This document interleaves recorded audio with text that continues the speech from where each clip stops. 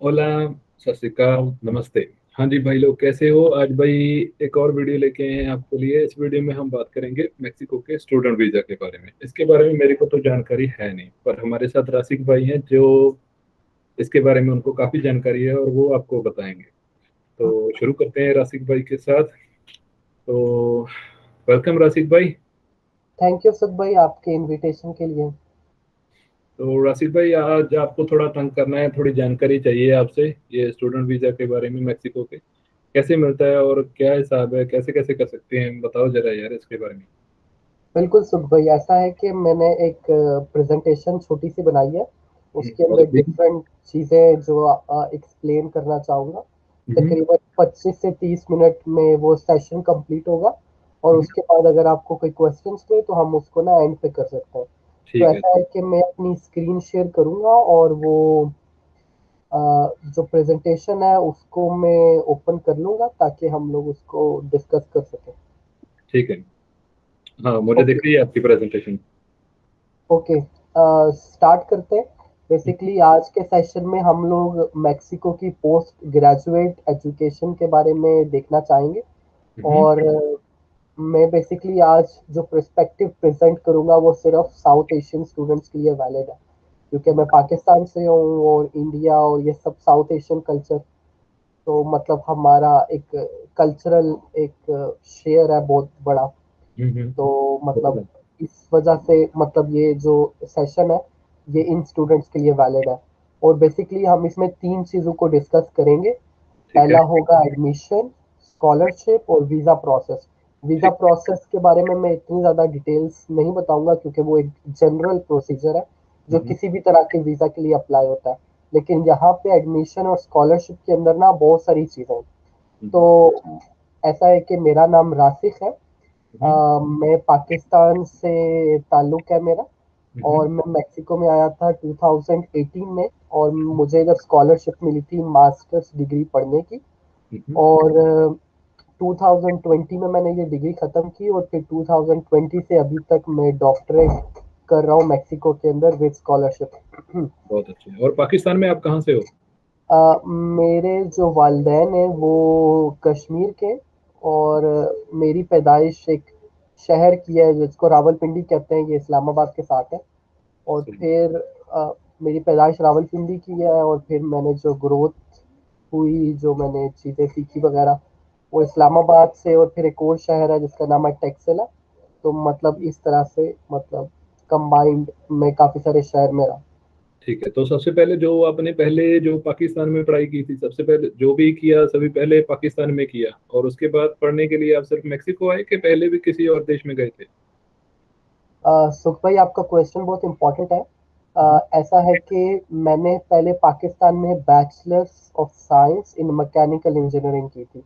तो हम्म, हम लोगों का जो भी आज का सेशन है ये सिर्फ उन स्टूडेंट्स के लिए वैलिड है जिन्होंने कोई बैचलर्स की डिग्री की हो। वो मैनेजमेंट की हो सकती है, इंजीनियरिंग की हो सकती है, बायोटेक्नोलॉजी की हो सकती है, जो हम्म, भी मतलब एक वैरायटी है। ठीक है। तो हम लोग सिर्फ पोस्ट ग्रेजुएट एजुकेशन के बारे में बात करेंगे क्योंकि बैचलर्स का और उसकी स्कॉलरशिप वो एक बहुत ही अलग एरिया है जिसमें मैं एक्सपर्ट भी नहीं हूँ। और मैं पोस्ट ग्रेजुएट एजुकेशन में एक्सपर्ट हूँ तो मेक्सिको के अंदर। तो ठीक। मैं इसके बारे में बात करूँगा। तो मतलब ये आपकी पहली कंट्री है जो आप स्टडी वीजा के लिए जो आपने चूज की है। पर बिल्कुल। मेक्सिको, मेक्सिको ही क्यों किया? मेरे पास तो बहुत सारे डिफरेंट रीजंस थे। मतलब एक फैमिली कनेक्शन था मेरा मेक्सिको के साथ, तो बेसिकली इस वजह से मैं मेक्सिको चूज किया। लेकिन उसके अलावा भी मतलब मेरे प्रोफेशनल लिंक्स मेक्सिको के अंदर डेवलप हो चुके थे जिन्होंने मुझे इनविटेशन दिया मास्टर्स और पीएचडी को पढ़ने के लिए। तो हम्म, इसलिए मैं इधर आया। खैर सुख भाई, अगर आप चाहते हैं तो मैं थोड़ा सा स्टार्ट से शुरू करता हूँ कि ठीक है। मेक्सिको की यूनिवर्सिटी में इनरोल कैसे होना है, एडमिशन हम्म, कैसे लेना है, यूनिवर्सिटी ढूंढनी कैसे है, ये सब चीज़ें मैं थोड़ा सा ठीक है। समरी में समझा दूँ पहले, हाँ। ताकि जो क्वेश्चंस हो वो ज़्यादा मतलब एक डिफरेंट मतलब हो। अच्छा, तो सबसे पहले ना प्रेजेंट सेशन के अंदर हम लोग तो देखेंगे कि मेक्सिको को आपने क्यों पोस्ट ग्रेजुएट एजुकेशन के लिए सिलेक्ट करना है। इसकी बहुत सारी रीजंस हो सकती हैं, बहुत वैरायटी हो सकती है। इन जनरल जो इसके आंसर्स हैं वो इंटरनेट पे कॉमनली अवेलेबल हैं, और इसके आंसर सिर्फ इंटरनेट पे नहीं देखे जाते, बेसिकली आपने अपना सिनेरियो भी देखना जाता है। अब ठीक होता क्या है कि पोस्ट ग्रेजुएट एजुकेशन पूरी दुनिया में बहुत ही कॉम्पिटिटिव हो गई है। स्कॉलरशिप ढूंढना, एडमिशन ढूंढना, तो मतलब हमारे जो लोग जाते हैं, ज़्यादा जाते हैं चाइना, यूएस, कनाडा, ऑस्ट्रेलिया और यूरोप।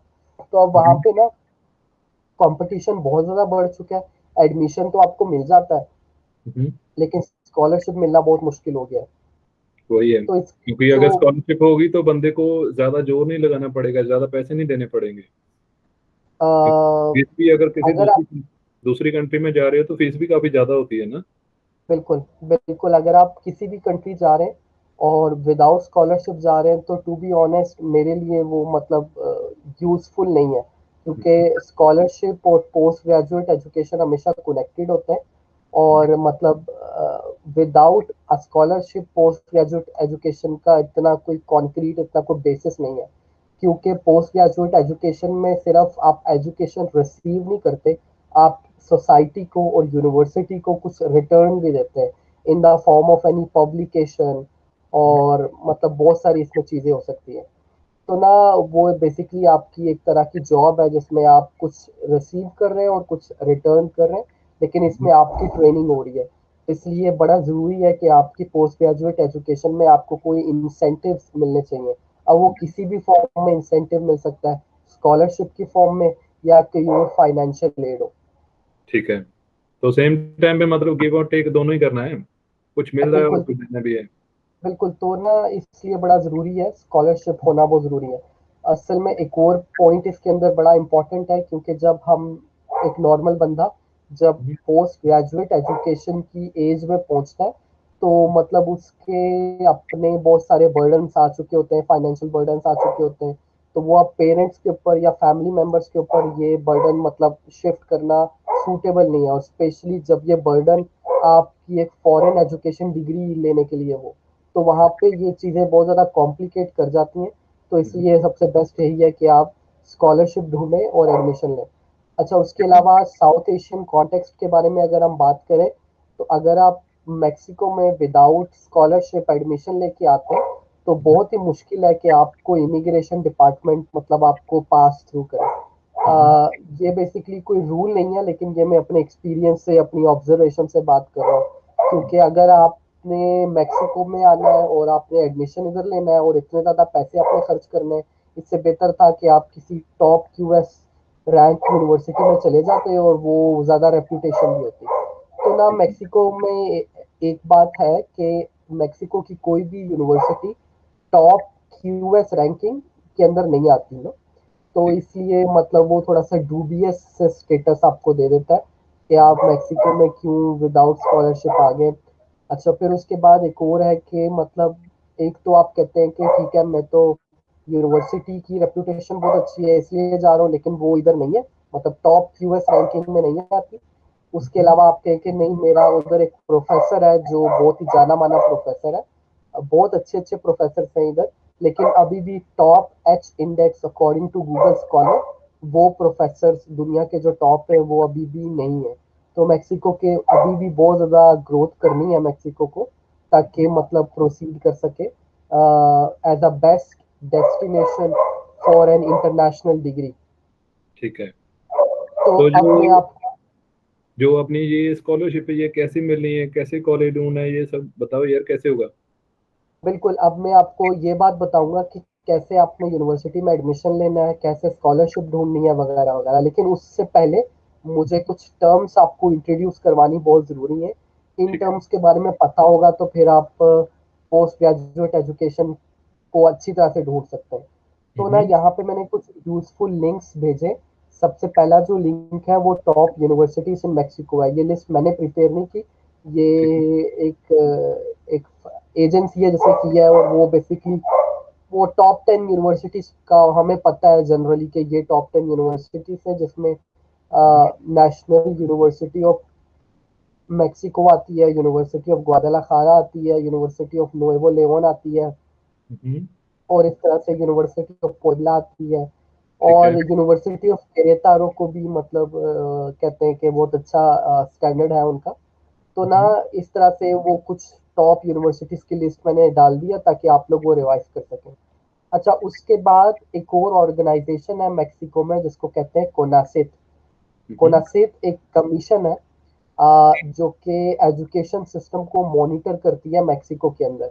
और कोनासिट ही वो ऑर्गेनाइजेशन है जो आपको फाइनेंस करती है स्कॉलरशिप लेने के लिए। मेक्सिको में और दूसरे ऑप्शन भी हैं, जैसे एई मैक्सिड है और फॉरेन अफेयर्स मेक्सिको का, वो भी देते हैं स्कॉलरशिप, लेकिन उनका प्रोसेस मच मोर कॉम्प्लिकेटेड है और मच मोर ब्यूरोक्रेटिक है। वो मतलब ये हो सकता है उसके अंदर एक कंप्लेंट कि ये मेरिट बेस्ड स्कॉलरशिप्स नहीं है। तो जो कोनासिट की स्कॉलरशिप है वो सबसे ज्यादा न्यूट्रल स्कॉलरशिप ऑप्शन है, तो आप अटेन कर सकते हैं।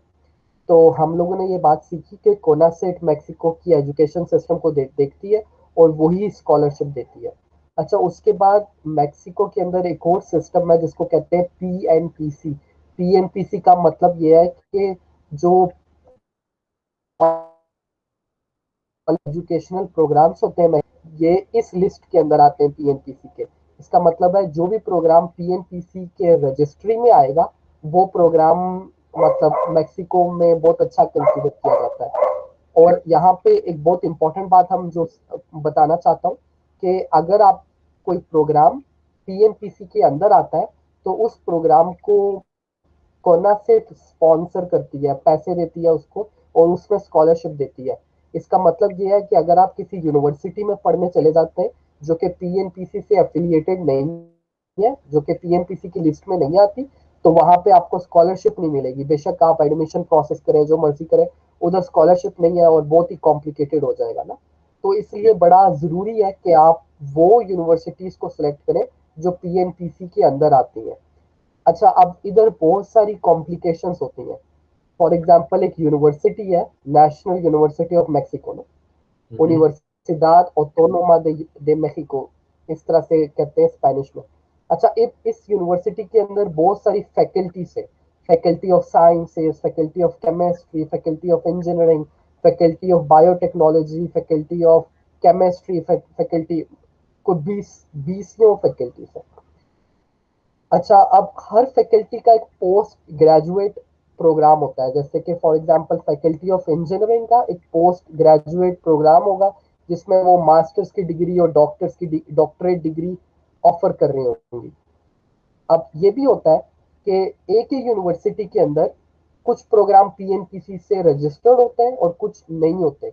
इसका मतलब ये है कि आप अगर समझते हैं कि फॉर एग्जांपल यूनिवर्सिटी ए सबसे बेस्ट है, यूनिवर्सिटी ये सबसे बेस्ट है, लेकिन आप उसके किसी डिपार्टमेंट में चले जाते हैं जो पीएनपीसी से रजिस्टर्ड नहीं है, तो फिर भी आपको स्कॉलरशिप नहीं मिलेगी, इवन तो आपकी यूनिवर्सिटी टॉप क्यूएस रैंकिंग के अंदर आती है। तो इसलिए ना बड़ा कॉम्प्लिकेटेड सा इधर एक इशू है कि आपको वो यूनिवर्सिटी देखनी है जो कि कोनासिट के साथ एफिलिएटेड हो और उस यूनिवर्सिटी के अंदर सिर्फ उस प्रोग्राम में अप्लाई करना है जो पीएनपीसी के साथ एफिलिएटेड हो। तो ना इसलिए थोड़ा सा ये कॉम्प्लिकेटेड हो जाता है। अच्छा, यहाँ पे हम लोगों ने एक दो दिन पहले एक न्यूज पढ़ी कि मेक्सिको की जो गवर्नमेंट है वो पीएनपीसी को चेंज करना चाहती है और वो कोई और एजुकेशनल रिफॉर्म लाना चाहती है, कोई और प्रोग्राम लाना चाहती है। ठीक है, मतलब चेंजेस आते रहते हैं, लेकिन इन रियलिटी ये प्रोसेस है इन जनरल हम्म। कि आपको वो यूनिवर्सिटीज देखनी है जो कि क्वालिटी प्रोग्राम के अंदर आती है। हम्म। अच्छा, यहाँ पे मैंने आपको कोनासिट की वेबसाइट डाल दी हुई है, आप ये भी देखिएगा। और ये मैंने आपको पीएनपीसी की यूनिवर्सिटी का लिंक डाल दिया हुआ है, प्लीज ये चेक कीजिएगा। अच्छा, अब स्क्रीन मेरी शेयर है, मैं डायरेक्टली इस लिंक पे चला जाता हूँ और फिर मैं आपको बताऊंगा कि कैसे आपने यूनिवर्सिटी को ढूंढना है जो कि पीएनपीसी से इम्पोर्टेंट हो। ये स्टेप बहुत ज्यादा इंपॉर्टेंट है, क्योंकि अगर आप किसी पीएनपीसी की यूनिवर्सिटी में नहीं देखेंगे तो फिर आपको शायद स्कॉलरशिप ना मिले। इसका मतलब ये है कि बहुत सारे लोग क्या करते हैं कि गूगल पे सर्च कर लेते हैं universities in Mexico, universities in Canada, universities in United states. तो ना अगर आप ऐसे करेंगे यूनिवर्सिटीज इन मैक्सिको, तो वो आपको किसी ऐसी डायरेक्शन पे लेके जा सकती हैं जो जहाँ पे आप फाइनेंस ना कर पाए अपने पोस्ट ग्रेजुएट एजुकेशन को। तो हम लोग इस लिंक पे चले जाते हैं। ये जो और लिंक ये है ना लिंक यार मैंने, रसिक, ये जो लिंक है रसिक भाई, बाद में मेरे को भेज भी देना, मैं डिस्क्रिप्शन में डाल दूंगा। ओके सुख भाई, मैं ये लिंक आपको थ्रू व्हाट्सएप भेज दूंगा और आप चेक कर दीजिएगा। ठीक अच्छा, है। डायरेक्टली उस लिंक को ओपन करेंगे और ये वेबसाइट आ जाएगी। आप इधर देख सकते हैं कि गवर्नमेंट ऑफ मैक्सिको और कोनासिट और पीएनपीसी, मतलब ये सब कंबाइंड काम करते हैं, तब जाके ये वेबसाइट बनती है। अच्छा, यहाँ पे मैंने गूगल ट्रांसलेटर का भी लिंक डाला हुआ है। तो स्पेनिश अगर आपको नहीं आती, तो इधर आपकी पोस्ट ग्रेजुएट एजुकेशन बहुत ही ज़्यादा कॉम्प्लिकेटेड हो जाएगी, आपको इंफॉर्मेशन ढूंढना ही बहुत मुश्किल हो जाएगा। तो इसलिए स्पेनिश सीखना एक रेक्विजिट है, फर्स्ट रेक्विजिट है, अगर आप पढ़ना चाहते हैं इधर। अच्छा, अब मैं यहाँ पे क्या करूँगा, मुझे स्पेनिश आती है, लेकिन ऐसा है कि सिर्फ शो करने के लिए कि मैं इसको इंग्लिश में ट्रांसलेट कर लेता हूँ। तो ना अब आपको ये बता रहा है कि ये रजिस्ट्री है national quality post graduate programme की। अब यहाँ पे बहुत सारे रेफरेंस नंबर और बहुत सारी चीजें मांग रहा है। रेफरेंस नंबर का मतलब ये है कि जब यूनिवर्सिटी का एक प्रोग्राम पीएनपीसी के साथ रजिस्टर होता है, तो वो उसको एक रेफरेंस नंबर देते हैं। तो अगर कोई बंदा उस यूनिवर्सिटी में एडमिशन लेना चाहता है और वो यूनिवर्सिटी कहती है ठीक है हमारा ये रेफरेंस नंबर है, आप जाएं जाके चेक कर लें, तो फिर आप उस रेफरेंस नंबर की बेसिस के ऊपर चेक कर सकते हैं। लेकिन अभी तो हम बेसिक से स्टार्ट कर रहे हैं, अभी तो हमें यूनिवर्सिटीज के नाम ही नहीं पता, डिपार्टमेंट से नहीं पता, तो हमारे पास रेफरेंस नंबर नहीं है।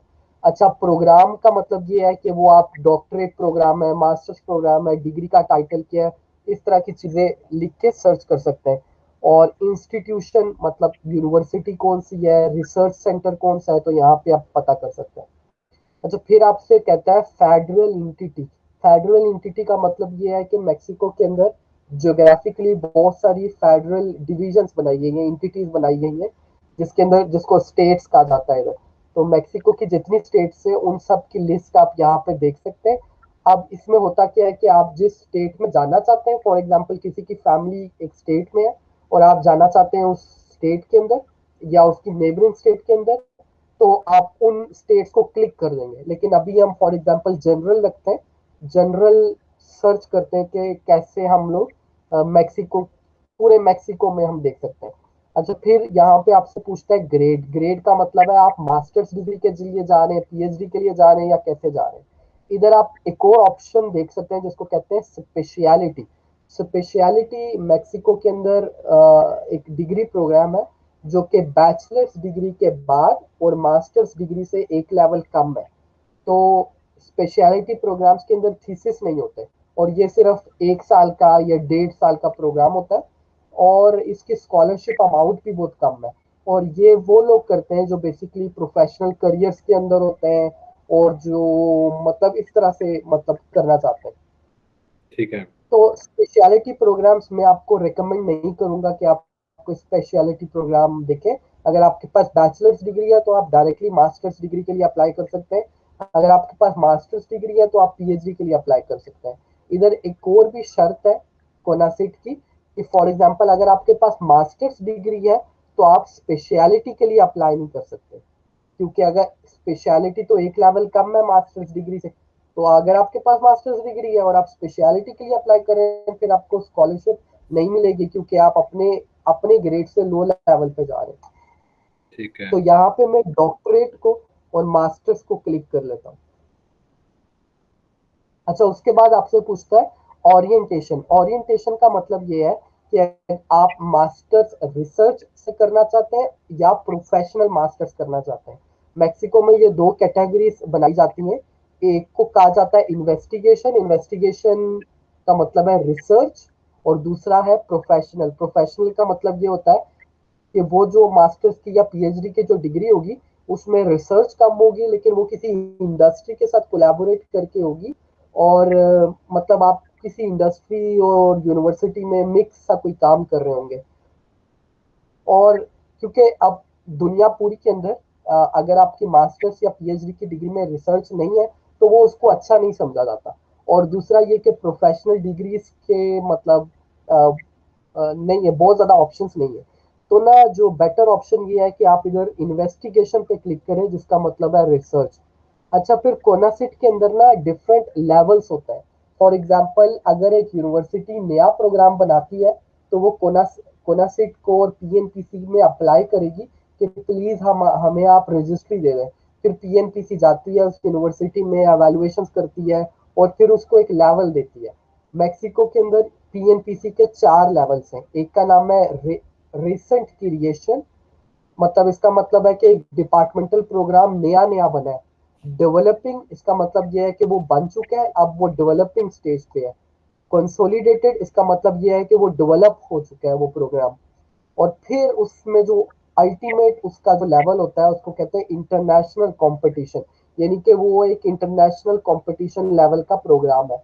मैक्सिको में इंटरनेशनल लेवल के काफी सारे प्रोग्राम्स है। इसका मतलब ये है कि अगर आपकी डिग्री एक इंटरनेशनल कंपटीशन प्रोग्राम से है तो मतलब आप मतलब दुनिया की किसी भी अच्छी यूनिवर्सिटी के लेवल की एजुकेशन रिसीव कर रहे हैं। अच्छा, अब होता क्या है कि जो यूनिवर्सिटीज का रैंक इंटरनेशनल कंपटीशन होता है वहां पे स्कॉलरशिप्स ज्यादा होती हैं, उनको फाइनेंस ज्यादा मिलता है एज कंपेयर टू वो यूनिवर्सिटीज जो रिसेंट क्रिएशन में होती हैं, जो डेवलपिंग में होती हैं। अच्छा, अब क्योंकि ये इंटरनेशनल कंपटीशन की कुछ यूनिवर्सिटीज होती हैं, स्कॉलरशिप ज्यादा होती है, तो यहाँ पे लोग ज्यादा भी अप्लाई करते हैं। फॉर एग्जांपल जो मैक्सिको की सेंट्रल यूनिवर्सिटी है, यूनिवर्सिडad ऑटोनोमा de मेक्सिको, उसमें बहुत सारे प्रोग्राम्स हैं जो इंटरनेशनल कंपटीशन के अंदर आते हैं, तो इसलिए उधर एडमिशन लेना भी मुश्किल हो जाता है। यहाँ पे एक पॉइंट मैं क्लियर करना चाहता हूँ, नो इम्पोर्टेंट कि आपकी यूनिवर्सिटी का, आपके प्रोग्राम का क्या लेवल है, रिसेंट क्रिएशन है, डेवलपिंग है, कंसोलिडेटेड है या इंटरनेशनल कंपटीशन है, स्कॉलरशिप सबको मिलती है और वो सेम अमाउंट होती है। तो ये सिर्फ एक कंपैरेटिव स्केल है, तो इस कंपैरेटिव स्केल को हम इधर छोड़ देते हैं। अच्छा, इधर मेक्सिको के अंदर एक और सिस्टम होता है जिसको कहते हैं सिनी। सिनी का मतलब ये है कि ये नेशनल रिसर्चर्स का एक सेंटर है। अब हमारे यहाँ तो बहुत सारी डिविजन्स होती हैं, biology, chemistry, mechanical engineering, electrical engineering वगैरह वगैरह। तो मेक्सिको के अंदर जो ये डिविजन्स बनाई जाती हैं ये बेस करती हैं सिनी की कैटेगरी से, सिनी की डिवीजन से। तो इस ऑप्शन को हम ओपन करते हैं तो आप इधर देखें कि सिनी के अंदर 8 कैटेगरीज होती हैं। हर कैटेगरी का नाम आप इधर देख सकते हैं। तो अब आपने इधर से सिलेक्ट करना है कि आपके लिए कौन सी कैटेगरी सबसे सूटेबल है। फॉर एग्जाम्पल आप सोशल साइंसेस के, बायोलॉजी के, मेडिसिन के, ह्यूमैनिटीज के या इंजीनियरिंग के। तो मैं यहाँ पे ना इंजीनियरिंग सेलेक्ट कर लेता हूँ क्योंकि उसमें मेरा ज्यादा एक्सपीरियंस है। अच्छा, तो उसके बाद आपसे पूछता है मोडालिटी क्या है। मोडालिटी का मतलब यह है कि कुछ प्रोग्राम्स डिस्टेंस के ऊपर होते हैं और कुछ प्रोग्राम में आपको फिजिकली जाके काम करना पड़ता है। जो डिस्टेंस प्रोग्राम्स हैं इन रियलिटी वहां पे लर्निंग इतनी नहीं है। तो आप ये देख लें इधर स्कूल, आप वो प्रोग्राम्स ले लें जिसमें आपको स्कूल में जाना पड़ता है। आप देख लें ये वो प्रोग्राम्स भी हैं जिनमें पोस्ट ग्रेजुएट एजुकेशन किसी यूनिवर्सिटी के साथ है। जब मैं सारे रिलेटिव ऑप्शन सिलेक्ट कर चुका हूँ तो मैंने यहाँ पे सर्च का बटन दबाना है।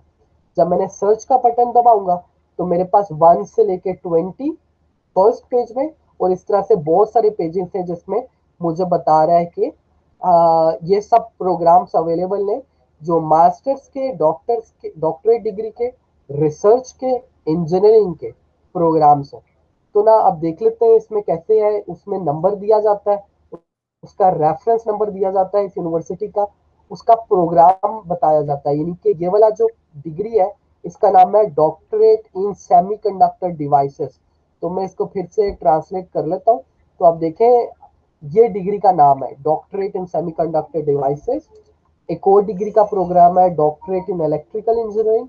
एक और डिग्री का प्रोग्राम है master of science environmental engineering.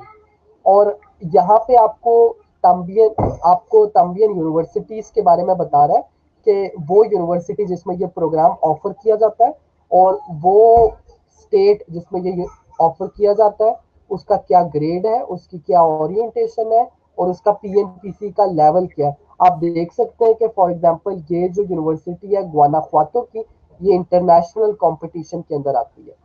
तो जब आपने ये चीजें सर्च कर लेंगे तो आपके पास बहुत सारे ऑप्शंस आ जाएंगे। ये सिर्फ फर्स्ट पेज है, तो आप किसी भी पेज पे चले जाएं आपको ना बहुत सारी डिटेल्स मिल जाएंगी।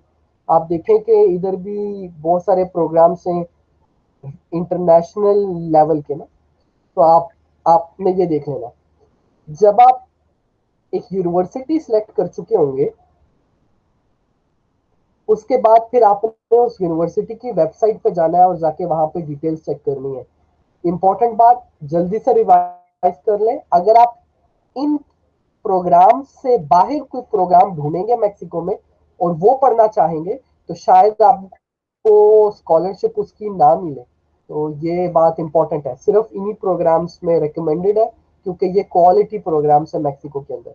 फॉर एग्जाम्पल मैं कहता हूँ कि मैंने ना मास्टर्स करना है मैकाट्रॉनिक्स इंजीनियरिंग में, तो यूनिवर्सिटी ऑफ कार्मेन, ये कंपेची स्टेट के अंदर है, वो ऑफर करती है। और मैं यहाँ पे बता रहा है टू गो का मतलब है आप उसकी वेबसाइट पे चले जाए, पी डॉट वेब का मतलब है वेब पेज।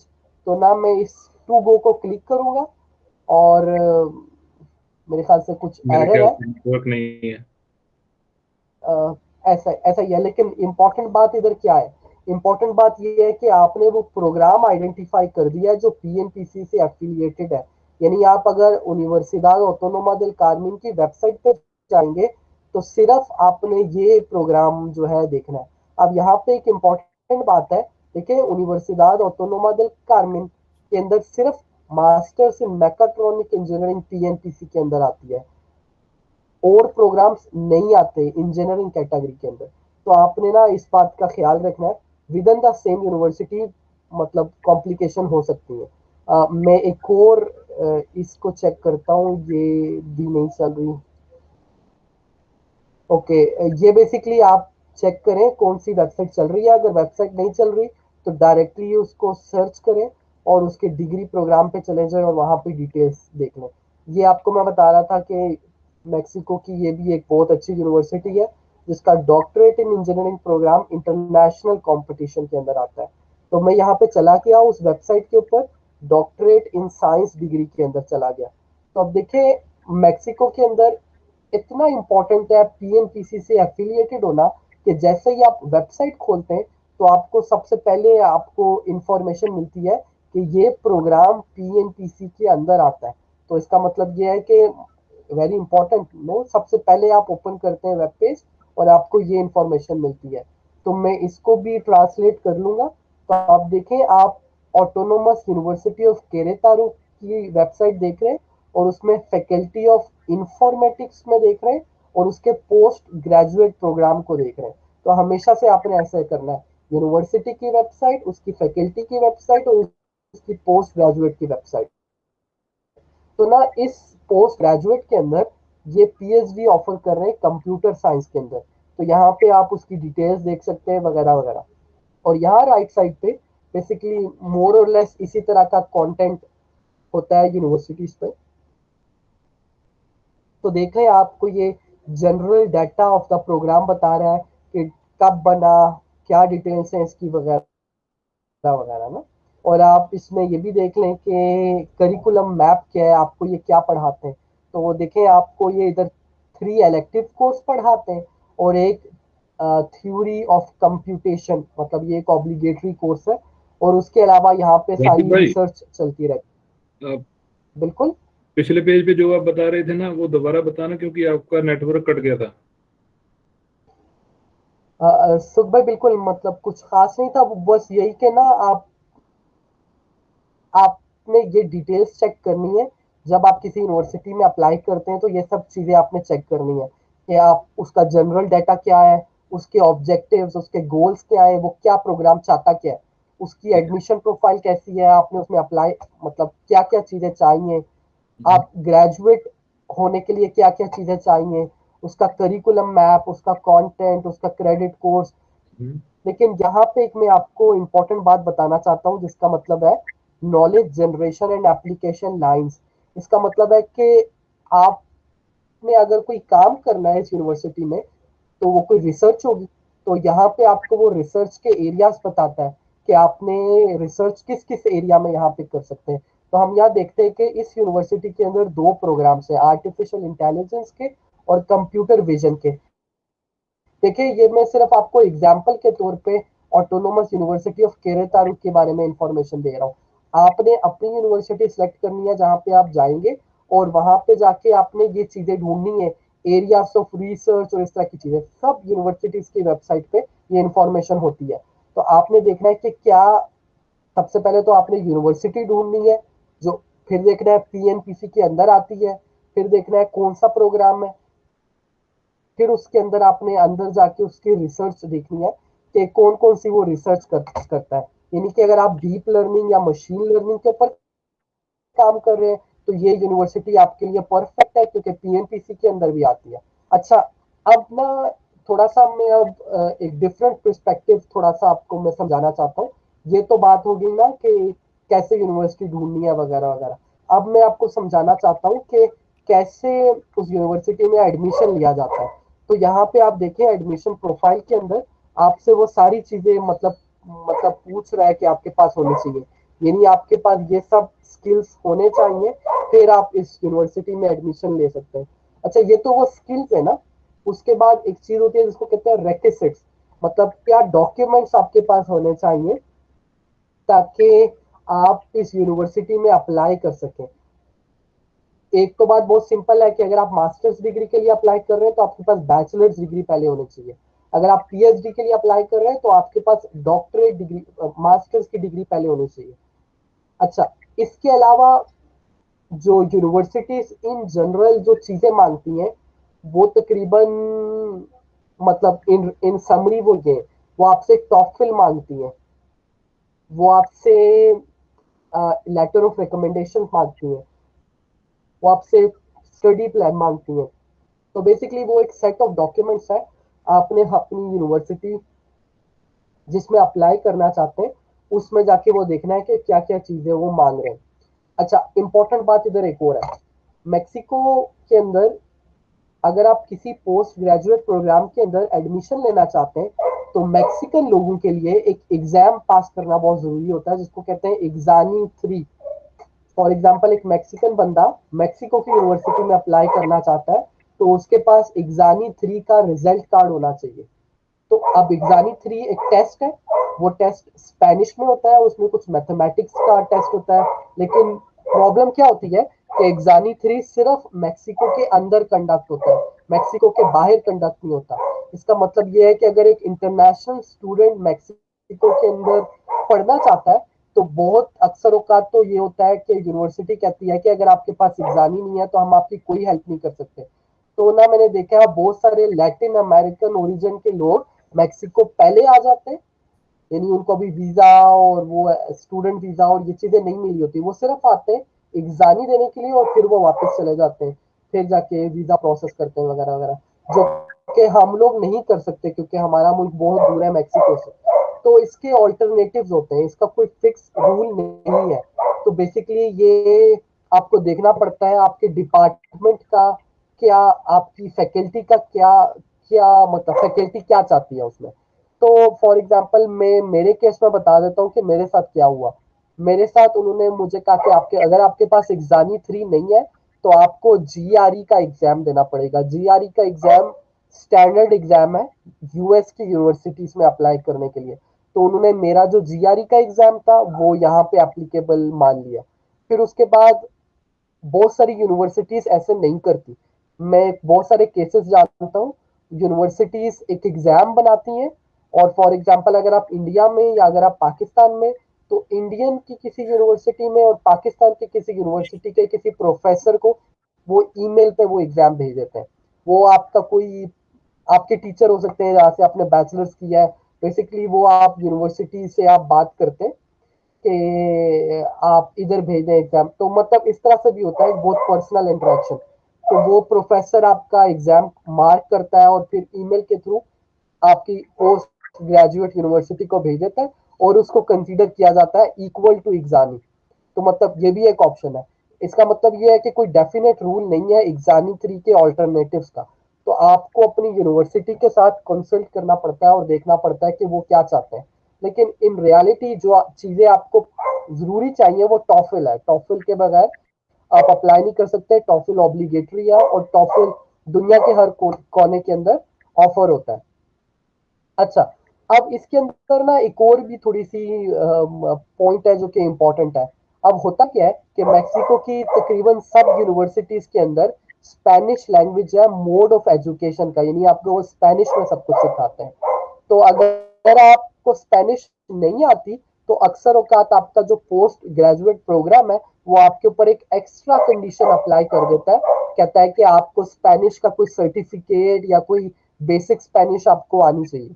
तो ना उन्होंने मेरे, जब मैं अप्लाई कर रहा था तो उन्होंने मुझे भी ये बात की, तो मैंने क्या किया कि इंटरनेट से एक छोटा सा स्पेनिश का कोर्स लिया बेसिक लेवल का, वो कुछ हफ्ते का था, और वो उसके मैंने पेमेंट की और फाइनली उससे मुझे एक रिजल्ट कार्ड जनरेट हो गया, और वो मैंने एज अ रेक्विजिट अपनी यूनिवर्सिटी को सबमिट करवाया। लेकिन इसका भी कोई डेफिनेट रूल नहीं है, ये बेसिकली आपका और आपकी यूनिवर्सिटी का इंटरेक्शन कैसा होता है वो उस पर डिपेंड करता है। और जो अच्छा ये क्या अब आप, एग्जाम दिया था वो कौन सा था राशिद भाई? सॉरी, जो आपने एग्जाम दिया था स्पेनिश का वो कौन सा था? दुलिंगो वाला तो नहीं था? नो नो, वो ड्यूलिंगो का नहीं था, वो मुझे अब याद नहीं है, लेकिन वो बहुत ही स्टैंडर्ड एग्जाम था, मतलब इंटरनेट की वेबसाइट पे था, पेड एग्जाम। मतलब यूनिवर्सिटी ने मुझे कोई स्पेसिफाई नहीं किया था कि हम्म, आप फॉर एग्जांपल स्पेनिश किस इंस्टीट्यूट का दें, उन्होंने सिर्फ मेरे ऊपर ये कंडीशन लगाई थी कि आपके पास स्पेनिश का कोई बेसिक नॉलेज होना चाहिए। तो ठीक है। बेसिक नॉलेज शो करने के लिए मैंने वो सर्टिफिकेट प्रेजेंट किया था। अब देखें इसमें ऑफिशियल रिक्विजिट नहीं था, यूनिवर्सिटी की वेबसाइट पे कहीं पे भी नहीं कहा जाता कि आप स्पेनिश लैंग्वेज का टेस्ट लेके आए। लेकिन बेसिकली उन्होंने जब मेरा इंटरव्यू किया, उन्होंने देखा कि इसको तो बड़ी प्रॉब्लम हो जाएगी इधर लैंग्वेज का, तो फिर उन्होंने मुझे कहा कि आप अगर उधर हैं तो आप कुछ सीख के इधर आए। अच्छा, जो फायदा भी बहुत ज्यादा देती है। अच्छा देखें, ये ना प्रोसेस इतना कॉम्प्लिकेटेड है कि आप एडमिशन, इतना कॉम्प्लिकेटेड भी नहीं है, लेकिन खैर इसमें बहुत सारे फैक्टर्स हैं जो कि डायनामिक है, जो कि आपके कंट्रोल में नहीं है। तो ना इस वजह से आप अकेले बैठ के इंडिया से या पाकिस्तान से मैक्सिको की यूनिवर्सिटी में अप्लाई नहीं कर सकते। आपको उस यूनिवर्सिटी में कोई हेल्प चाहिए, किसी प्रोफेसर की, जो कि आपकी एप्लीकेशन को सपोर्ट करे, जो आपको प्रोसेस समझाए, जो आपको मतलब कुछ बताए, तो तब जाके आपको एडमिशन मिलता है। तो ना उसके लिए आप देखें इसी यूनिवर्सिटी की वेबसाइट के ऊपर, मेरे ख्याल से यहाँ पे मुझे नहीं नजर आ रहा, लेकिन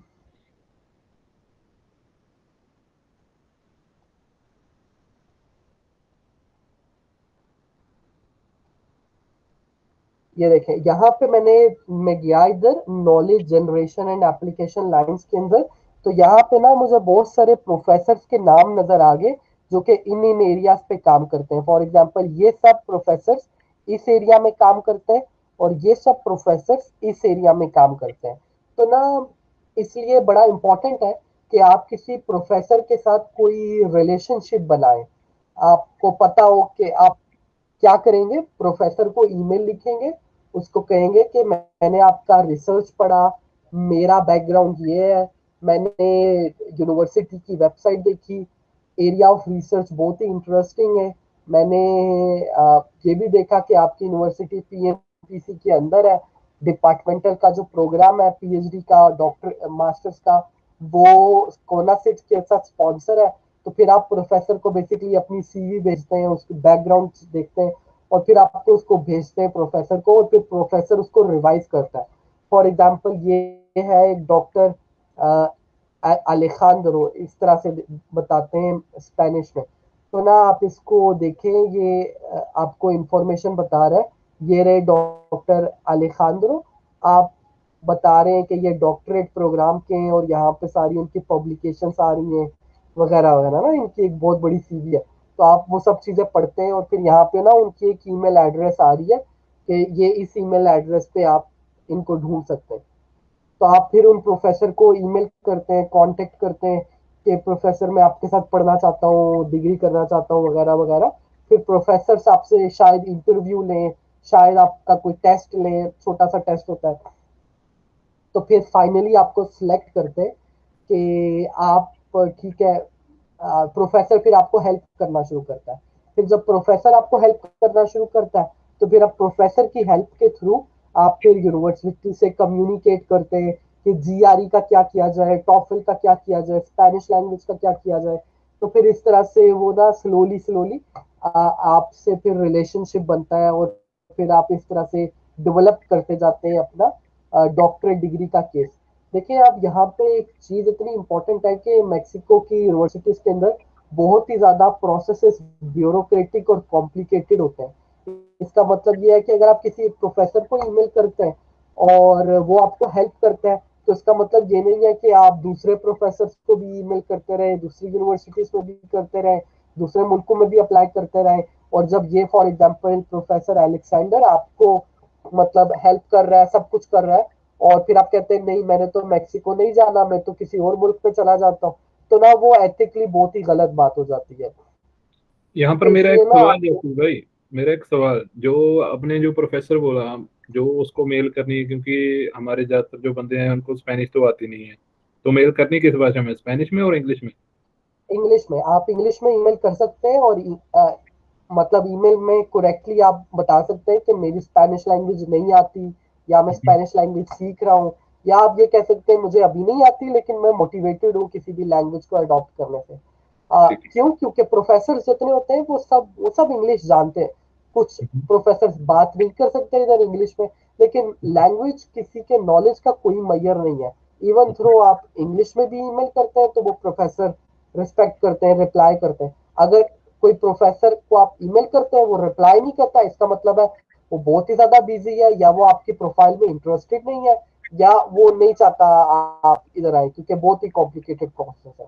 तो ना ठीक है। आपको इस तरह बड़ा कंपैशन शो करना पड़ता है, और बड़ा डिफिकल्ट तरह से प्रोफेसर को कन्विंस करना पड़ता है ताकि वो आपकी एप्लीकेशन को सपोर्ट कर सके।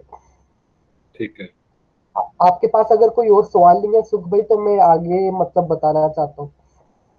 नहीं, अभी आप आगे करो, अभी नहीं है मेरा सवाल। बिल्कुल। चले मैं अब आपको आगे बताता हूँ।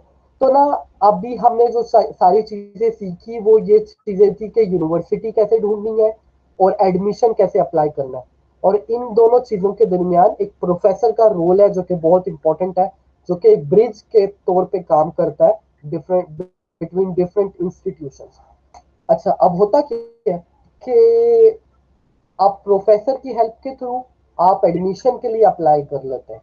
फिर यूनिवर्सिटी आपसे इंटरव्यू लेती है, यूनिवर्सिटी प्रोसेसेस करती है वगैरह वगैरह, और फाइनली यूनिवर्सिटी आपको एडमिशन देती है या नहीं देती, वो यूनिवर्सिटी की चॉइस है, उस पर आप कुछ भी नहीं कर सकते।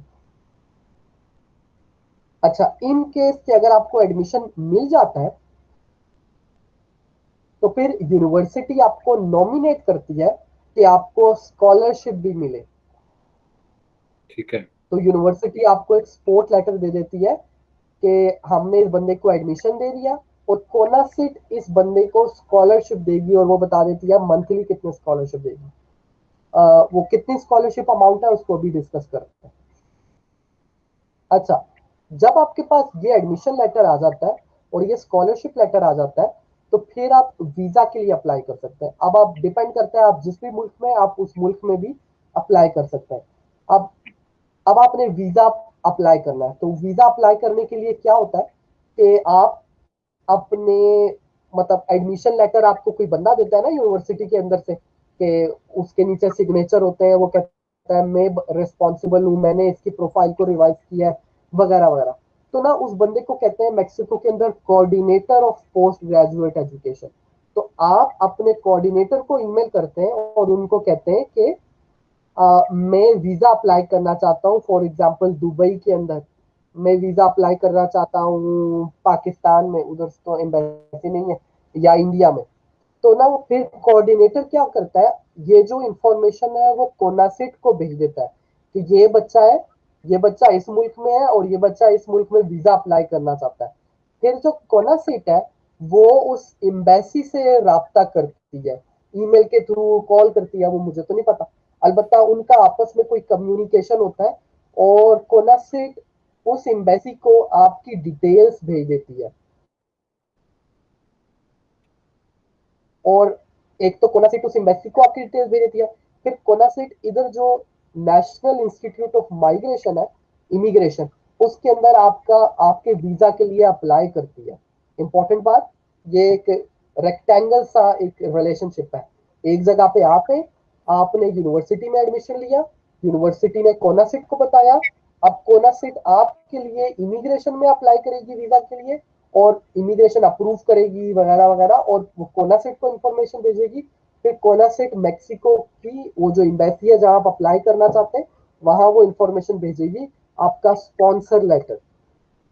उस स्पॉन्सर लेटर का फायदा क्या होता है, क्योंकि आप स्कॉलरशिप पे जा रहे हैं, कोनासिट आपको स्पॉन्सर कर रही है, तो इसलिए आपको वीजा लेने के लिए कोई फाइनेंशियल स्टेटमेंट नहीं देनी पड़ती कि मेरे पास बैंक में 50 लाख रुपए है, मेरे पास बैंक में 40 लाख रुपए है, तो वो आपको कोई शो नहीं करना पड़ता, क्योंकि कोनासिट आपको स्पॉन्सर कर रही है।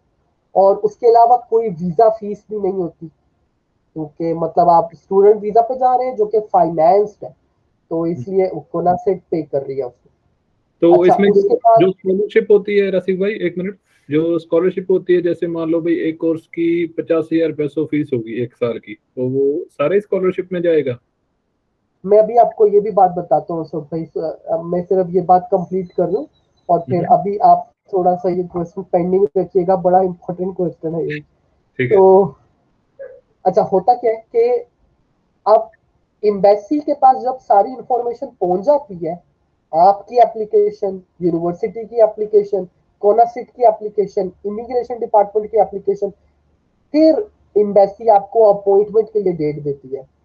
अब देखिए यहाँ पे कॉम्प्लिकेशन है, आप प्रोसेस तो नहीं देख पा रहे कि कोनासिट इमिग्रेशन से बात कर रही है नहीं कर रही, कोनासिट एम्बेसी को ईमेल कर रही है नहीं कर रही, यूनिवर्सिटी एम्बेसी कोनासिट को बातें बता रही है कि नहीं बता रही, तो आपके पास तो नहीं है ये चीजें, आप कंट्रोल नहीं है, तो इसलिए ना ये प्रोसेस कुछ टाइम ले सकते हैं। इसलिए बड़ा इंपॉर्टेंट है यहाँ पे फिर प्रोफेसर का रोल, जो कि कॉन्टिन्यूसली पुश करता रहता है कोनासिट को कि प्रोसेस करो, फिर कोनासिट पुश करती रहती है इमिग्रेशन को। तो ये आइटरेटिव सा प्रोसीजर है, यहाँ पे आपको ना पुश करना पड़ता है हर डिपार्टमेंट को, तब जाके फाइनली आपका वीजा प्रोसेस होता है वगैरह वगैरह। कोनासिट की स्कॉलरशिप के अंदर आपको एयर टिकट नहीं मिलती, वो आपको खुद खरीदनी पड़ती है, और फिर जब आपको एयर टिकट मिल जाती है तो फिर आप मैक्सिको के अंदर आ जाते हैं। अब मैक्सिको के अंदर जब आप आ जाते हैं तो ना इमिग्रेशन आपसे फिर सवाल करती है कौन हो, कैसे आए हो, क्या करने आए हो, तो ना फिर आपको इमिग्रेशन को सारा बताना पड़ता है, समझाना पड़ता है। ये एक बहुत ही अलग डिबेट है, ये सुख भाई शायद आपको ज्यादा अच्छी तरह से बता पाए, वो भी बहुत कॉम्प्लिकेटेड होता है। लेकिन जो इमिग्रेशन डिपार्टमेंट होता है एयरपोर्ट के अंदर, वो साउथ एशियन स्टूडेंट्स को हमेशा, साउथ एशिया से जो भी आए हमेशा डिटेन करता है कुछ घंटों के लिए। वो इमिग्रेशन डिपार्टमेंट एयरपोर्ट का आपके प्रोफेसर से बात करेगा कॉल करके या ईमेल पे, आपकी यूनिवर्सिटी से बात करेगा, आपके कोऑर्डिनेटर से बात करेगा, कोनासिट से बात करेगा, और शायद एम्बेसी से करता नहीं करता, लेकिन इमिग्रेशन डिपार्टमेंट आपस में भी डिस्कस करता है। वो इन सब डिपार्टमेंट से बात करता है कि क्या ये स्टूडेंट जेन्युइन है, क्या ये स्टूडेंट को आप एडमिशन दे रहे हैं, स्कॉलरशिप दे रहे हैं, या इसने ऐसे फेक लेटर्स बनवा दिए, जो कि कभी भी नहीं हो सकता क्योंकि इतना लंबा ब्यूरोक्रेटिक प्रोसीजर है। एम्बेसी तब तक आपको नहीं देती इंटरव्यू के लिए अपॉइंटमेंट जब तक कोनासिट उसको ईमेल नहीं करती, लेकिन उसके बावजूद यहाँ पे ये एयरपोर्ट पे ये सब चीजें दोबारा से चेक करते हैं। खैर, अगर आप जेन्युइन स्टूडेंट हैं, आप कोई डिटेल्स आप हाइड नहीं करना चाहते, किसी इलीगल एक्टिविटी में इन्वॉल्व नहीं, तो आपको इमिग्रेशन डिपार्टमेंट आपको छोड़ देती है और आप एयरपोर्ट से जा सकते हैं। अच्छा, अम, अब देखें, अब जब यहाँ पे आप आ जाते हैं ना, फिर आप इधर के इमिग्रेशन ऑफिस में रेजिडेंसी परमिट के लिए अप्लाई करते हैं। तो आपकी जो रेजिडेंसी परमिट होती है उसको कहते हैं student residency permit, temporary student residency permit. तो ना आप इमिग्रेशन, आप अपने शहर में पहुंच जाते हैं जिधर आपकी यूनिवर्सिटी है, और उसके इमिग्रेशन ऑफिस के अंदर अप्लाई करते हैं। फिर वहां पे एक बहुत अच्छा खासा लंबा प्रोसीजर है वगैरह वगैरह, लेकिन वो तकरीबन 2 से 3 महीने के लिए वो प्रोसेस करते रहते हैं, वो मतलब आपको रेजिडेंसी देने के लिए प्रोसेस करते रहते हैं। इसका मतलब ये है कि जब आप मेक्सिको के अंदर इंटर होते हैं तो आपको स्कॉलरशिप के पैसे नहीं मिलते, ना पहले महीने मिलते हैं ना दूसरे महीने, तकरीबन 4 से 5 माह तक आपको पहले स्कॉलरशिप नहीं मिलती। उसकी वजह क्या है, क्योंकि जब तक आपके पास मैक्सिको का टेम्परेरी रेजिडेंसी नहीं होगा तब तक आप स्कॉलरशिप के लिए नहीं अप्लाई कर सकते। तो इमिग्रेशन डिपार्टमेंट आपको रेजिडेंसी कार्ड देता है, फिर वो रेजिडेंसी कार्ड की कॉपी और डॉक्यूमेंट्स प्रिपेयर करके यूनिवर्सिटी कोनासिट को भेजती है। फिर 2 से 3 माह कोनासिट भी अपना प्रोसीजर करता रहता है, जिसमें आपको एक बैंक अकाउंट भी बनवाना पड़ता है वगैरह वगैरह। और इस सब प्रोसेस में तकरीबन 4 से 5 माह लग जाते हैं, और फाइनली जाके आपकी एप्लीकेशन अप्रूव होती है, स्कॉलरशिप आना शुरू होती है। इन समरी क्या मैं बताना चाह रहा हूँ कि मेक्सिको में तकरीबन जो सेमेस्टर है वो अगस्त में स्टार्ट होता है और स्टूडेंट्स तकरीबन अगस्त में आते हैं। अगस्त से लेके दिसंबर तक आपको कोई स्कॉलरशिप नहीं मिलती, लेकिन दिसंबर के अंदर आपको स्कॉलरशिप मिलना शुरू हो जाती है। अच्छा, इधर एक बहुत ही अच्छी बात यह है कि अगर आपको दिसंबर में स्कॉलरशिप मिलना शुरू हुई है, लेकिन आप तो अगस्त से आगे थे, आपकी स्कॉलरशिप तो अगस्त से वैलिड थी, तो आपको 4-5 महीनों के सब गट्ठे पैसे दिसंबर में मिल जाते हैं। ठीक है, आपने बड़ी सफरिंग की, आपके पास पैसा नहीं था 4-5 महीनों के लिए, लेकिन कोनासिट आपको सारे के सारे पैसे दिसंबर के ऊपर दे देती है, और वो मतलब कोनासिट के ऊपर कोई भी एक्स्ट्रा चार्ज नहीं होता, तो ये बात अच्छी है। फिर दिसंबर के बाद ऑनवर्ड्स आपकी सारी स्कॉलरशिप कॉन्टिन्यूस हो जाती है, स्मूथ हो जाती है, और मंथली आपको वो स्कॉलरशिप मिल जाती है।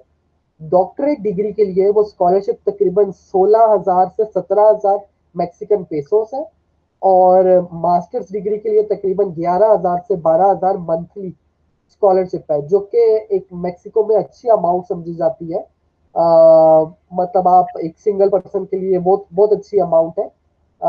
डॉक्टरेट डिग्री के अंदर बहुत सारे लोग जब दिसंबर में उनको गट्ठा पैकेज मिलता है, तो वो एक छोटी यूज्ड गाड़ी भी ले लेते हैं और वो अपनी एक्टिविटीज करता है। तो ना, इस तरह से आपको मंथली स्कॉलरशिप मिल जाती है। अब यहाँ पे एक बड़ी इंपॉर्टेंट बात है, कोनासिट सिर्फ आपको पैसा नहीं देती, कोनासिट आपको बाकी सर्विसेज भी देती है। एक तो आपको 16 से 17 हजार पीएचडी का मिलता है, उसके बाद आपको हेल्थ, फ्री हेल्थ मिलती है, मतलब फ्री हेल्थ केयर जो इधर गवर्नमेंट की है वो आपको मिलती है, यानी कि आपका कोई बीमारी है, कुछ भी है, तो आप गवर्नमेंट के हॉस्पिटल से फ्री इलाज कर सकते हैं, विद फ्री मेडिसिन। मेडिसिन भी आपको खरीदनी नहीं पड़ती। तो वो कोनासिट वो भी सारा पे करती है, यानी कि आपकी मेडिकल इंश्योरेंस भी पे करती है। उसके अलावा कोनासिट क्या पे करती है, कोनासिट आपकी यूनिवर्सिटी की फीस भी पे करती है। यानी आपकी, आप फॉर एग्जांपल क्रेडिट और होता है, पर सब्जेक्ट फीस होती है, तो कोनासिट आपके वो पर सब्जेक्ट फीस भी देती है, पर क्रेडिट और भी फीस देती है, और मतलब वो यूनिवर्सिटी को भी पैसे देती है। यानी एक बंदा कोनासिट को मतलब अच्छा खासा महंगा पड़ता है, क्योंकि वो आपको भी पैसे दे रही है, आपकी यूनिवर्सिटी को भी पैसे दे रही है, और वो हेल्थ डिपार्टमेंट को भी पैसे दे रही है।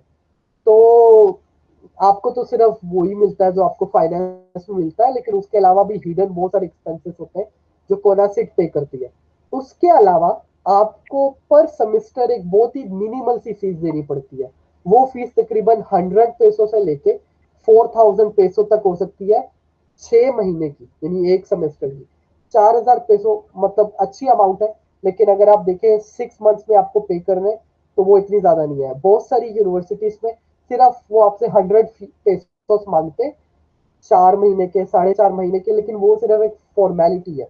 तो इसका मतलब ये है कि कोनासिट आपको ये सब चीजें जो है ना स्पॉन्सर करती है, पे करती है वगैरह वगैरह।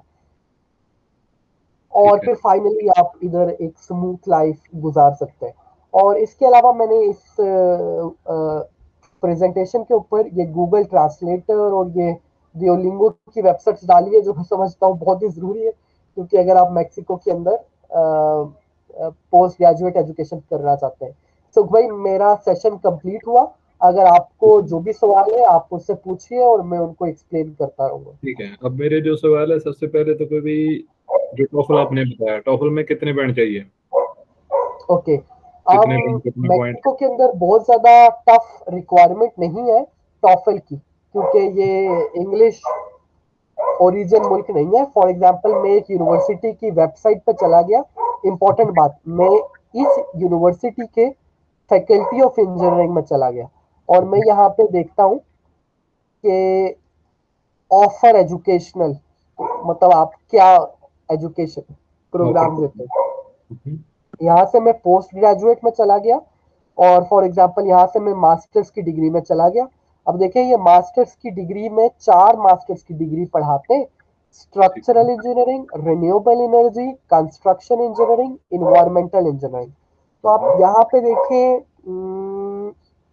यहाँ पे आपको डिटेल्स बताई गई हैं कि कैसे एडमिशन के लिए अप्लाई करना है, आपको डेट्स बताई गई हैं कि किस डेट से किस डेट में आपने क्या क्या करना है।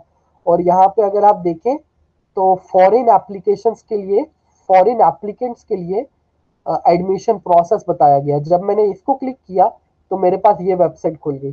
देखिए ये जनरल प्रोसीजर है जो कि मैक्सिको की सब वेबसाइट्स पे अप्लाई होता है। मैं यहाँ पे सिर्फ ये एक यूनिवर्सिटी का बता रहा हूँ, लेकिन आपने हमेशा ये करना है, यूनिवर्सिटी की website, faculty of engineering, educational programmes, post graduate, admission process, और वहां पे जाके देखना है ये क्या मांगते हैं। तो देखें यहाँ पे ये स्पेनिश के अंदर है, तो आप देख लें इधर कुछ भी नहीं है, मतलब ये तो टॉफल बहुत ही बेसिक है। अगर आपको इंग्लिश नहीं भी आती तो फिर भी आप ये टॉफल में ज्यादा मार्क्स ले सकते हैं। या देखें आपको बता रहे हैं ये टॉफल भी एक्सेप्ट करते हैं और ये आईएल्स भी एक्सेप्ट करते हैं। आइलेस तो में भी फॉर बहुत एग्जाम्पल, कम है यार, 3 साढ़े 3 है ना? सॉरी, आइलेस में कितने बैंड है? 3 साढ़े 3 है, हाँ 3 साढ़े बिल्कुल तीन है। आपसे वो 4 से 5 बैंड मांगता है। मतलब फॉर एग्जाम्पल ये तो प्रोफेशनल मास्टर्स के लिए होता है, जो कि मैंने आपको बताया है कि एप्लीकेबल नहीं होता। हम्म, मास्टर्स या स्पेशलाइजेशन, जो हमने मैंने बताया कि ये तो बैचलर्स डिग्री से भी लो होता है, स्पेशलाइजेशन तो वो हमने नहीं करना। हमने ये देखना है इन्वेस्टिगेशन रिसर्च यानी डॉक्टरेट प्रोग्राम के लिए। तो देखें टॉफल के अंदर ये तकरीबन, टॉफल भी 2 तरह के होते हैं ना।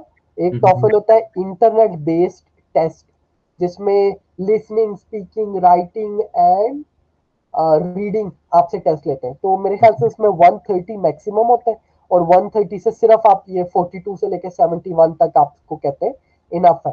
और फिर एक टॉफल होता है पेपर बेस्ड एग्जाम, तो उसमें आपको इतने मार्क्स लाने चाहिए। अगर आपके पास आइल्स है तो आइल्स में आपको इतने बैंड होने चाहिए। ये तो कोई बैंड नहीं है, ये तो बहुत ही मिनिमल सा है, इसमें तो कुछ आपसे नहीं पूछते। इतने तो बंदा अगर ना भी बोले तब भी मिल जाते हैं। ऐसा ही है, बहुत ही कम प्रिपरेशन के साथ मिल जाता है, क्योंकि हमारी जो एजुकेशन है पाकिस्तान में, इंडिया में, वो बेसिकली सारी इंग्लिश के अंदर है, हमारी हम्म, बुक्स इंग्लिश में है। तो हम लोगों का इन जनरल मैक्सिकन, मतलब जनरलाइज तो नहीं करना चाहिए, लेकिन हम लोग ज्यादा इंग्लिश पढ़ते हैं। तो हमारे लिए ये बैंड लेना आइल्स में, ये बैंड लेना टॉफल में, और स्पेशली अगर हम बैचलर्स डिग्री कर चुके हुए हैं तो ये तो कोई मुश्किल नहीं है। ठीक है। और उसके बाद एक और सवाल, अगर जैसे हाई स्कूल के बाद अगर किसी बंदे ने अप्लाई करना हो तो वो कैसे कर सकता है? सॉरी, आपकी मैं हाई सवाल स्कूल, नहीं कर, हाई अगर स्कूल। अगर कोई बंदा हाई स्कूल के बाद अप्लाई करना चाहता है वो कैसे करे? सुख भाई ये थोड़ा कॉम्प्लिकेटेड प्रोसीजर है। हम्म, मुझे बैचलर्स डिग्री की स्कॉलरशिप्स के बारे में नहीं पता, और जहां तक मेरा ख्याल है कि मैक्सिको में हम्म, बैचलर्स डिग्री की स्कॉलरशिप नहीं मिलती। लेकिन उसको जो अप्लाई करना वो थोड़ा सा कॉम्प्लिकेटेड है। उसमें होता क्या है कि अगर आप बैचलर्स डिग्री के लिए अप्लाई कर रहे हैं तो आपके पास पिछली डिग्री की सर्टिफिकेशन वगैरह सारी होनी चाहिए, यानी वो मैक्सिकन सिस्टम के साथ इक्वलेंट होना चाहिए।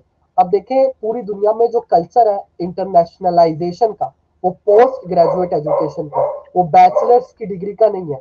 तो बैचलर्स की डिग्री का इंटरनेशनलाइजेशन का इतना नहीं है, मतलब ब्रॉडर एस्पेक्ट, तो हम्म, वो और कॉम्प्लिकेटेड हो जाता है। ठीक है, तो कम से कम तो मैंने तो ये भी देखा है कि वो आपसे कहते हैं कि आप अपने डॉक्यूमेंट्स की इक्वलेंसी लेके आए मैक्सिको के अंदर। तो मैक्सिको में एक एजुकेशनल डिपार्टमेंट है, तो हम्म, आप वहां जाते हैं, वहां पे एक बहुत कॉम्प्लिकेटेड प्रोसीजर है। वो आपसे आपकी मतलब हाई स्कूल की सारी कोर्सेज के बारे में मांगते हैं। आपको ये भी कहते हैं कि इन कोर्सेज की डिटेल्स लेके आओ, इन कोर्सेज में क्या पढ़ा है। फॉर एग्जाम्पल फिजिक्स में क्या पढ़ा है, मुझे वो डिटेल्स भी चाहिए। वो फिर आप अपने स्कूल से मांगते हो, स्कूलों के पास वो होती नहीं है। और वो ना बड़ा कॉम्प्लिकेटेड इक्वलेंस नहीं होती, मतलब बहुत ही कॉम्प्लिकेटेड है ये भी। ठीक है, ठीक है, ठीक है। और इसमें स्टडी गैप चलता है कि नहीं? नहीं, ये कोई इशू नहीं है इधर। मैंने तो कभी भी नहीं देखा कि मैक्सिको में इस तरह से है कि अगर आप कोई स्टडी गैप है तो आपको वो एक्सेप्ट नहीं करेंगे। कोई आपकी जीरो इफेक्ट है आपकी एप्लीकेशन के ऊपर, मैं क्लियरली आपको बता रहा हूँ। ऑब्वियसली कोई जस्टिफिकेशन होनी चाहिए कि मैं काम कर रहा था, मैं ये कर रहा था, मैं ये कर रहा था, कोई एक्टिविटी होनी चाहिए।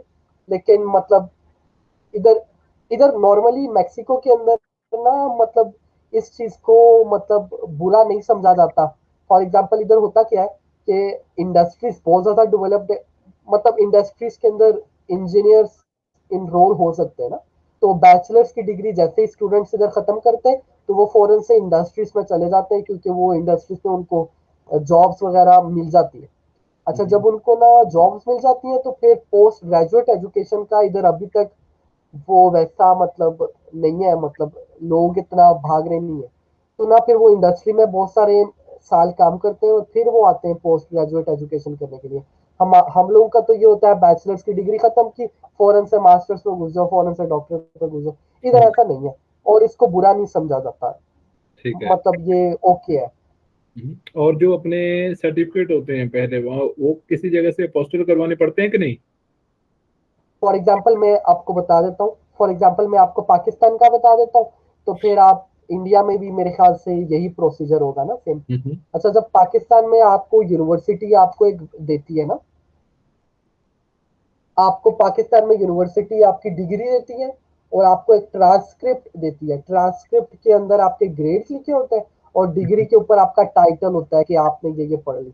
अब पाकिस्तान में क्या होता है कि एक हमारा हायर एजुकेशन कमीशन है, मतलब जो पूरी पाकिस्तान के यूनिवर्सिटीज को मैनेज करता है, हैंडल करता है। तो हम लोगों को पहले जाके हायर एजुकेशन कमीशन से अपनी डिग्री अटेस्ट करवानी पड़ती है। जब हायर एजुकेशन से हो जाती है फिर हम लोगों को उसको पाकिस्तान की फॉरेन अफेयर मिनिस्ट्री से अटेस्ट करवानी पड़ती है। मेरे ख्याल से इंडिया में भी यही होगा, एक हायर एजुकेशन सिस्टम होगा। अब देख लीजिएगा सुख भाई आप ये, लेकिन उसके बाद फॉरेन ऑफिस हर मुल्क का होता है हम्म, और वहां से डिग्री अटेस्ट होती है। फिर जब फॉरेन ऑफिस से हो जाती है उसके बाद फिर आपको अटेस्ट करवानी पड़ती है मैक्सिको की एम्बेसी के साथ। तो मैक्सिको की एम्बेसी अटेस्ट करती है। अगर आपके पास मैक्सिको की एम्बेसी की अटेस्टेशन नहीं है और आप इधर आ गए तो आपको फिर ये स्कॉलरशिप नहीं देंगे, क्योंकि ये इनकी एक रेक्विजिट है कि आपके डिग्री टाइटल मतलब मैक्सिको से मतलब मैक्सिको की एम्बेसी के साथ रजिस्टर होना चाहिए। ठहरे मैं जरा इधर देख लूं, अगर इधर कोई इंफॉर्मेशन है अगर, तो मैं हम्म। आपको बता दूं। ये तो युक्तान का है ना आपके पास? बिल्कुल, लेकिन ये मतलब एक सेम प्रोसीजर है, मतलब इससे कोई पासपोर्ट चाहिए, कोर्ट हो गया। हाँ, ये तो मेरे ख्याल बिल्कुल से मुश्किल पड़ेगा पासपोर्ट होगा। और इस तरह की चीजें मतलब हमेशा इधर नहीं है। हम्म, इधर नहीं है इंफॉर्मेशन, लेकिन मतलब ये एक रूल है इधर। हमेशा आपका जो यूनिवर्सिटी की जो भी डिग्री होगी, प्रीवियस डिग्रीज, वो मैक्सिको की एम्बेसी से अटेस्ट होनी चाहिए। और मैक्सिको की एम्बेसी तब तक अटेस्ट नहीं करती जब तक फॉरेन ऑफिस से अटेस्ट नहीं होती। तो फॉरेन ऑफिस से तब तक अटेस्ट नहीं होती जब तक वो हायर एजुकेशन कमीशन से नहीं होती। तो इसलिए ना आपको ये रूट फॉलो करना पड़ता है। ओके, सो इंडिया में भी ऐसे ही है, वो मिनिस्ट्री ऑफ एक्सटर्नल अफेयर वहाँ जाना पड़ता है, वो पोस्टर करके दे देते हैं और बाद में फिर बंदा एम्बेसी में जा सकता है टेस्ट करवाने के लिए। बिल्कुल बिल्कुल। ये टेस्ट पहले करवाना है अपना वीजा अप्लाई करने से पहले के बाद में करना है ये सब? पहले ही है ना? बेसिकली ये तो आपको करना ही पड़ता है। फॉर एग्जांपल फॉरेन ऑफिस तक तो आप फॉर श्योर है ना, अगर हम्म, आप किसी भी यूनिवर्सिटी में अप्लाई करते हैं तो फॉरेन ऑफिस तक तो आपकी यूनिवर्सिटी की डिग्री सब अटेस्ट होनी चाहिए। वो वैसे ही बंदे को जिस दिन डिग्री मिले उसी दिन अपॉइंटमेंट ले ले, वो तो हमेशा, वो तो बड़ा जरूरी है। अब मैक्सिको की एम्बेसी से बंदा उस टाइम अटेस्ट करवा सकता है जब आपको वीजा मिल जाता है। ठीक है। फॉर एग्जाम्पल मेरा जिस दिन अपॉइंटमेंट थी हम्म, तो ना मुझे उसी दिन जो उधर का एम्बेसडर था, जो भी रिप्रेजेंटेटिव था, तो ना उसने मुझे उसी दिन मतलब मेरी डिग्री से टेस्ट करके दे दी। ठीक है। ठीक है, तो ये जो अपना टेस्टेड होता है इसके लिए भी एम्बेसी को कुछ पैसा देना पड़ता है कि नहीं? बिल्कुल। मुझे एग्जैक्टली याद नहीं है कितना है, मेरे ख्याल से मैंने दुबई अबू धाबी में करवाई थी और हम्म, मुझे कोई 50 दिरहम पे करने पड़े थे पर ठीक। पेज। हाँ, वीजा के लिए कोई फीस नहीं है पर टेस्टेड के लिए फीस? वीजा अगर आप स्टूडेंट के लिए अप्लाई कर रहे हैं तो वीजा की कोई फीस नहीं है। हम्म, और मैक्सिको के अंदर अगर आप रेजिडेंसी ले रहे हैं स्टूडेंट की, तो उसकी भी कोई फीस नहीं है। लेकिन अगर आप टेम्परेरी रेजिडेंसी लेते हैं, नॉर्मल या परमानेंट लेते हैं, तो उसके लिए आपको अच्छा खासा पे करना पड़ता है। अच्छा, नहीं जैसे आप अभी आप मेक्सिको में आ गए और आने के बाद आपको इमिग्रेशन जाना पड़ा और वहां पर इमिग्रेशन में जो आपने कार्ड बनवाया उसके लिए आपको पैसा देना पड़ा? नो, अगर आप स्टूडेंट रेजिडेंसी के लिए अप्लाई कर रहे हैं तो कोई पैसे नहीं देने पड़ते। ठीक है। मैक्सिको के अंदर इमिग्रेशन ऑफिस में नहीं पैसे देने पड़ते। अगर आप स्टेटस चेंज कर रहे हो तो फिर देना पड़ेगा? अगर आप स्टेटस चेंज करना पड़ता है तो फिर वो नॉर्मल रूल्स है मैक्सिको के अंदर, वो पे करने पड़ते हैं। तो ऐसे स्टूडेंट अगर परमानेंट लेनी हो तो उसमें कितना समय लग जाता है? ओके, यहाँ पे अब कॉम्प्लिकेशन है ना, यहाँ पे मैं अब आपको बताना चाहता हूँ कि अगर आप मैक्सिको में 10 साल भी रहते हैं एज अ स्टूडेंट वीजा, तो आप कभी भी रेजिडेंसी के लिए एलिजिबल नहीं होते। ये एक ड्रॉबैक है इधर। आपको हम्म। अपना स्टेटस चेंज करना पड़ता है रेजिडेंसी टेम्पोरल में, लेकिन वो इतना कॉम्प्लिकेटेड नहीं होता, क्योंकि आप कोई काम ढूंढ सकते हैं, उसकी बेसिस के ऊपर चेंज कर सकते हैं, किसी किसी नोन बंदे की बेसिस पे, मतलब बहुत सारे ऑप्शन हो जाते हैं उसमें। ठीक है, ठीक है, मतलब तो वीजा कन्वर्ट करना पड़ेगा ना, वर्क वीजा हो गया या फिर मतलब किसी ये और। बेस्ट ऑप्शन है, ये बेस्ट ऑप्शन है। आप मैक्सिको आए, अगर आप किसी और वीजा पे आते हैं तो कोनासिट को आपसे कोई मसला नहीं है। आप परमानेंट पे आए, आप टेम्पोरल पे आए, टेम्पररी पे आए, जो जिस पे भी आए, मैक्स कोनासिट को स्कॉलरशिप वगैरह से कोई इसमें इशू नहीं है। लेकिन बेस्ट यही है कि अगर आप स्टूडेंट वीजा पे, तो उसको चेंज कर लें किसी और में, ताकि आप इधर की नेशनैलिटी के लिए मतलब कुछ पॉइंट्स गैदर कर पाए। ठीक है, और यहाँ पर एक और सवाल, जैसे हमारे लोग दूसरी जगह में जाते हैं, वहाँ पर कनाडा में लगा लो, वहाँ पर है ना, वहाँ पर कनाडा में लोग ज़्यादा जाते हैं हमारे। तो वहाँ पर अगर वर्क भी स्टूडेंट वीजा पर गए हैं तो उनको काम करने के लिए एक हफ्ते के 20 घंटे मिलते हैं, तो यहाँ पर क्या हिसाब है? यहाँ पे आपको कोई मतलब आप कोई काम नहीं कर सकते। अगर आप इधर स्टूडेंट वीजा पे आए, तो आप हम्म। कोई भी फाइनेंशियल एक्टिविटी नहीं कर सकते। इसकी एक बहुत बड़ी रीजन है, क्योंकि मैक्सिको की गवर्नमेंट आपको पैसे दे रही है, हाँ, पहले वो बैच आपको पे कर रहे हैं। जब आपको वो पे कर रहे हैं, तो ऑब्जेक्टिव क्या है, आप इधर आए, आपको पैसे दिए जाएंगे और आप मैक्सिको के लिए रिसर्च करें और मैक्सिको के लिए डेवलपमेंट करें। तो इसलिए आपको मास्टर्स के अंदर स्पेशली काम करने की परमिशन नहीं होती। पीएचडी के अंदर 8 घंटे के लिए परमिशन होती है, लेकिन वो 8 घंटे पर वीक, लेकिन वो सिर्फ यूनिवर्सिटी के अंदर किसी एक्टिविटीज के अंदर या किसी एजुकेशनल एक्टिविटीज के अंदर वो 8 घंटे की परमिशन होती है। उसके आप पैसे रिसीव कर सकते हैं, लेकिन वो सिर्फ 8 घंटे से ज्यादा नहीं होनी चाहिए पर वीक, और वो किसी एजुकेशनल एक्टिविटी में होनी चाहिए। ऐसे नहीं कि आप कहीं वेटर बने हुए हैं या कहीं, नहीं वो नहीं है इधर, वो वैसा नहीं है। ओके। तो ठीक है भाई आशीष भाई, आपने बहुत भाई अच्छी जानकारी दी, क्योंकि कुछ लोग पूछ रहे थे तो मेरे को भाई पता नहीं था, मैं भी तभी बताऊं अगर मेरे को पता चले। तो भाई बहुत बहुत धन्यवाद आपका, बताया आपने, अच्छी जानकारी दी। तो उम्मीद करता हूँ भाई आप सबको पता चल गया होगा, अगर किसी का फिर भी कोई सवाल रह गया हो तो नीचे डिस्क्रिप्शन में डाल देना। डिस्क्रिप्शन में आगे नीचे कमेंट में लिख देना अपना सवाल, और जो रसिक भाई ने लिंक दिए वो मैं अपने डिस्क्रिप्शन में डाल दूंगा, वहां से आप डायरेक्ट ओपन कर सकते हो। ठीक है भाई। अब बिल्कुल ऐसा ही है, मैं सुख भाई को अपना ईमेल भी दे दूंगा, अपनी वेबसाइट भी दे दूंगा। और अगर आपको कोई भी मतलब सवाल है, तो आप मुझे ईमेल के थ्रू, मेरी वेबसाइट के थ्रू आप मुझे कांटेक्ट कर सकते हैं। ठीक है, थैंक यू रसिक भाई। ओके सुख भाई, बहुत शुक्रिया। थैंक यू रसिक भाई। ओके, अडियोस।